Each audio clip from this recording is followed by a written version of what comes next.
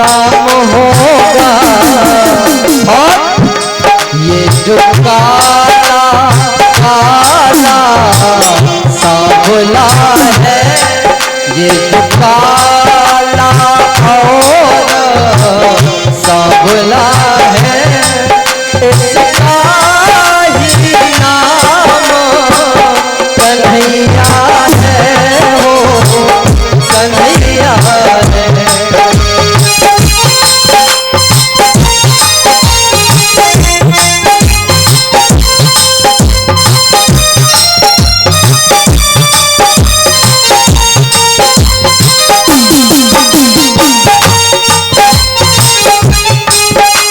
जो काला और सांवला है, इसका ही नाम कन्हैया है, हो कन्हैया।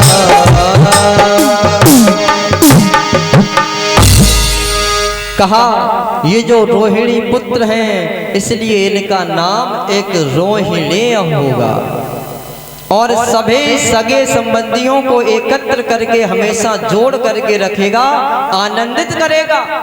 और ये त्रेता युग में भगवान राम के बहुत प्रिय रहे थे, इसलिए इनका एक नाम राम होगा। और इनके अंदर बल की ताकत की कोई सीमा नहीं है, इसलिए इनका एक नाम बल होगा। तो वहीं पर दोनों को मिला दिया गया, इनका एक नाम पड़ गया बल राम। प्रेम से बोलिए बलराम जी महाराज की। एक चीज और बता दूं महाराज, व्यक्ति के जीवन में अनेकों कष्ट बढ़ते हैं। जिस समय तुम्हें लगे कि अब हम बहुत दुखी हो चुके हैं, हमारा ये काम नहीं होता है, अनन्य बार हमने प्रयास करके देख लिए, आप विफल हो रहे हैं, तो मेरे कहने से एक काम करना, एक 7 प्रकार के नाजों को एकत्रित करके उसे पीस के उसके आटे से एक दीपक बनाइए। उसमें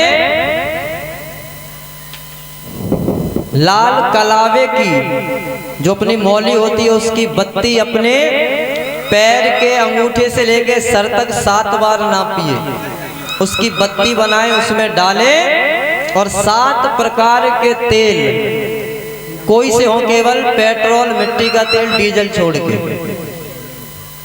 वो डाले। उसे अपने जो घर का मंदिर है उसमें रख कर के प्रज्वलित करें।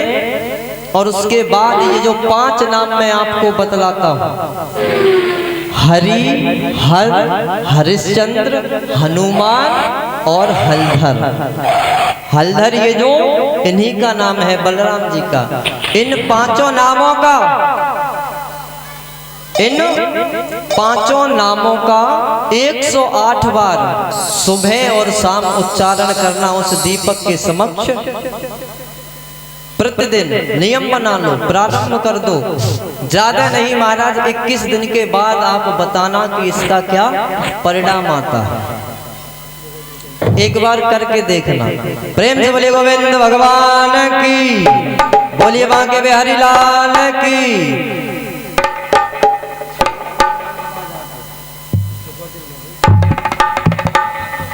और हे यशोदेव, ये जो सांवला सांवला जो रोहिणी की गोद में है, काला काला, ये प्रत्येक युग में आता है और हर बार ही ये नील वर्ण सांवले वर्ण में ही उत्पन्न होता है, प्रकट होता है। वैसे तो इसके अनेकों नाम हैं, इसके भक्त से अनेकों नाम से पुकारते हैं, फिर भी मैं तुम्हें, मेरी कोई क्षमता नहीं है, लेकिन मैं फिर भी इसके नाम बतलाता हूँ। अब की बार ये कृष्ण वर्ण में आया है, इसलिए इसका एक नाम कृष्ण होगा। वसुदेव इनके पिता हैं, तो ये अपने पिता के नाम से भी विख्यात होंगे, लोग इन्हें वासुदेव के नाम से भी जानेंगे। कोई द्वारकाधीश कहेगा, कोई बिहारी जी कहेगा, कोई ठाकुर जी कहेगा। अनन्य नाम है इसके, मैं नामों का कितना गुणगान करूं, कितना बखान करूं। हे यशोदेव, ये ये प्रत्येक युग में वेश बदल बदल के आता है, इसके भक्ति से अनेकों नाम से पुकारते हैं। इसके और भी नाम होंगे, लेकिन जितने गुण हैं, जितने कर्म हैं, इसके अनुसार अलग अलग इसके नाम पढ़ते रहेंगे। जैसे जैसे ये आगे कार्य करेगा, उसी के अनुसार इसके भक्त से, इसके नामों से संबोधित करेंगे। जिस प्रकार जिस समय महाराज रण छोड़ करके भागे थे कालियवन से, तो इनके भक्तों ने नहीं एक नाम दे दिया था, रण छोड़। आगे कथा है कि जब मैया बांध देती हैं, गरम रेती पर दौड़ते हैं, तो देवता कहते हैं माधव माधव। उनका अर्थ था कि हे यशोदा माँ, मेरे गोविंद के चरण बहुत कोमल हैं, इन्हें गर्म रेती पर मत दौड़ाओ मत दौड़ाओ। लेकिन भक्तों ने नाम दे दिया माधव, अनन्य नाम है। कहां तक वर्णन करें।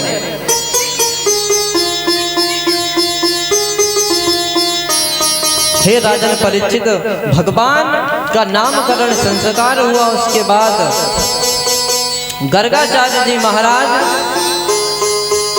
जाने लगते हैं, तो बाबा नंद और मैया कहती हैं कि हे बाबा भोजन करके जाना।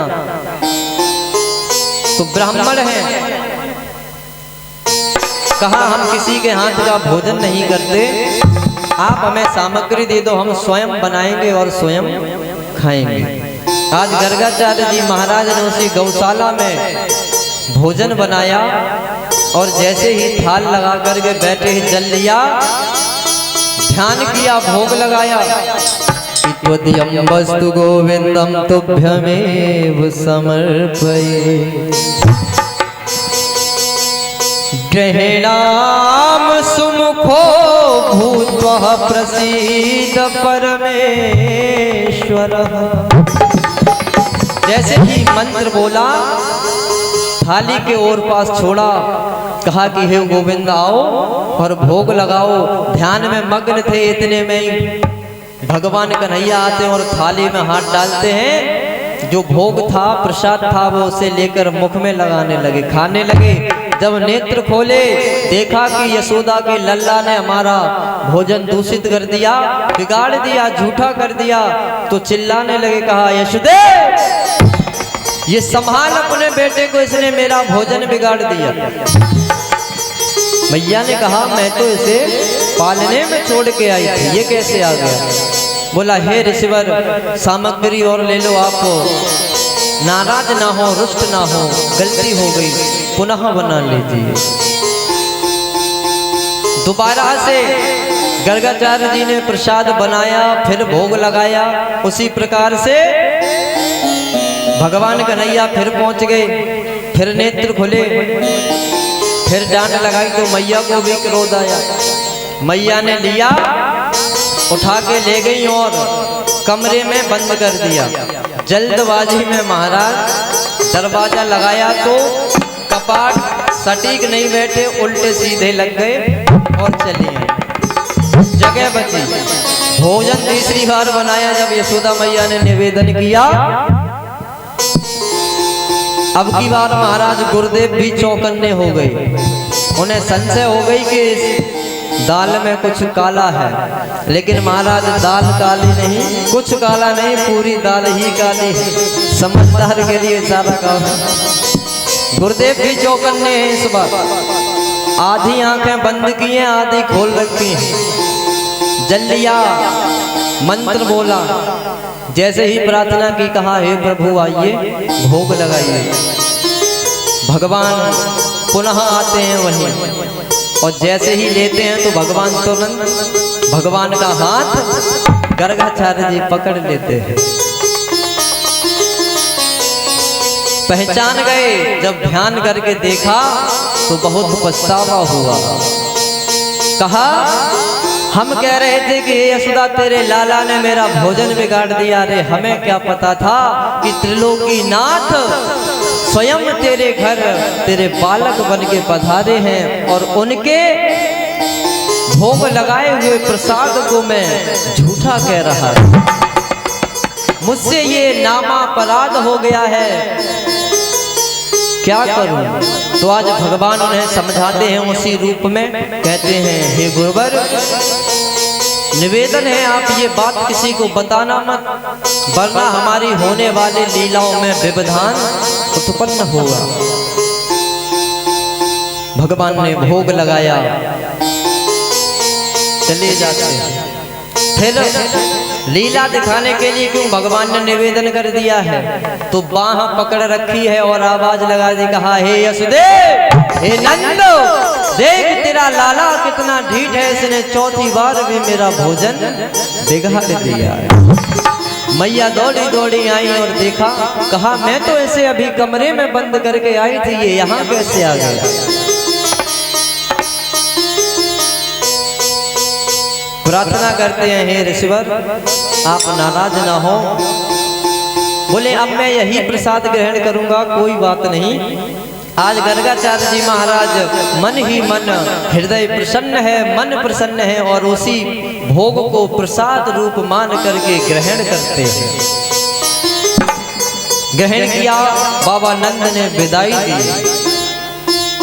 और हे राजन परिचित, अब प्रभु धीरे धीरे बड़े होने लगे। बड़े होने लगे, पहले घुटनों के बल चलना प्रारंभ किया।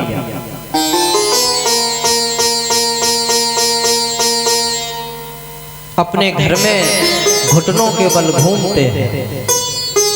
घर में महाराज खंबे थे, उनमें मड़ियां लगी हुई थी, मड़ी जड़ित खंबे थे। आज भगवान ने प्रथम बार अपने घर में ही चोरी की। शून्य चोर्यतः स्वयं निज ग्रहे है अंग वीन मणि स्तंभ। हे राजन, एक दिन मेरे सांवले सलोने सरकार भगवान कन्हैया अपने ही घर में माखन चुरा रहे थे। मैया बाहर चली गई।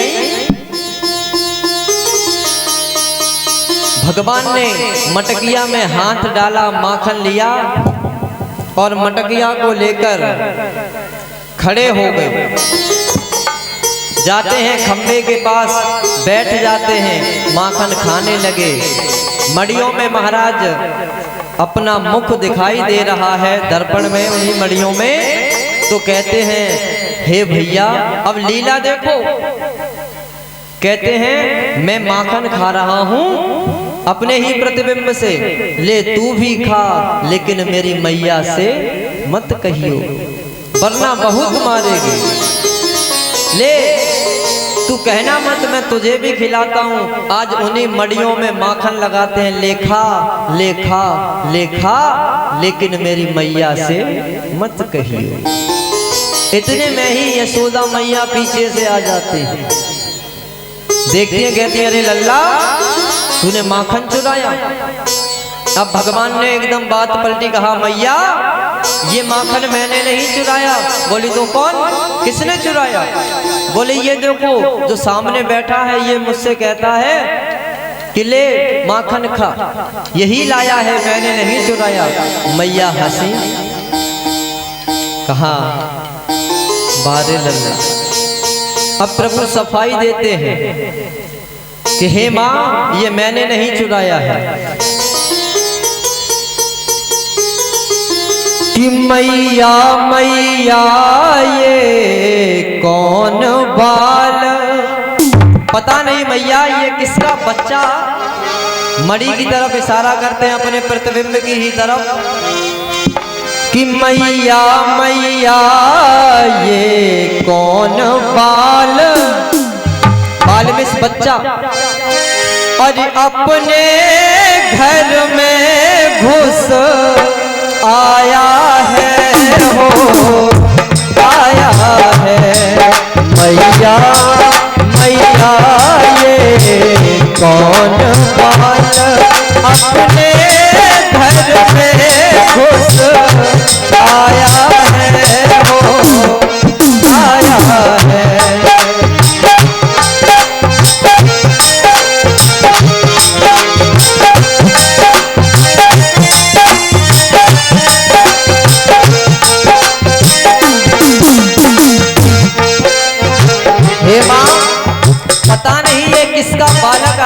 घर में आ गया कि मैया मैया ये कौन बाल अपने घर में घुस आया है और चोरी की इसने माखन की चोरी की इसने हाँ माखन की इस ही ने माखन खाया है हो खाया है।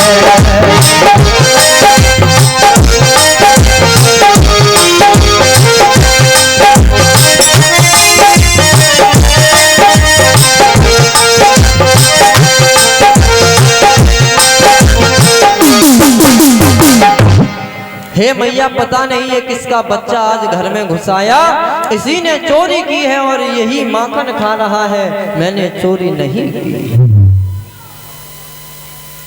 मैया कहती हैं ठीक है। ये देखकर उसके स्वभाव को देखकर मैया हंसती हैं और लाला को अपने गोद में उठा लेती हैं।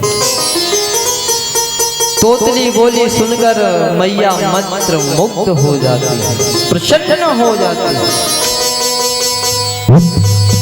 पर हे राजन, आज प्रभु धीरे धीरे और बड़े हुए। अब तो उन्होंने अपने गांव में घर के आसपास के जितने बच्चे थे उनसे मित्रता कर ली, दोस्त बना लिए। बाल सखा प्रभु के बहुत बन जाते हैं। गोविंद जब पैदल चलना सीख जाते हैं तो अपने घर के आसपास की जितनी भी गोपियों के घर थे उन सभी में सभी के घर जाते हैं माखन अपने दोस्तों के साथ, मित्रों के साथ। तो महाराज भगवान स्वयं नहीं जाते थे, तो फिर गोपियां जिस समय संध्या के समय महाराज दूध को जमाया करती थी, उस समय प्रार्थना किया करती थी, कहती थी हे मोहन कभी मेरे घर भी आकर के भोग लगा जाओ। और जब भी यमुना मैया के किनारे पर जल भरने जाती थी तो दरवाजा खोल के जाती थी, पता नहीं किस समय मेरे श्याम सुंदर आए और भोग लगाकर चले जाएं। यदि हम दरवाजा बंद करके जाएंगे तो मेरे श्याम सुंदर मेरे घर नहीं आ पाएंगे।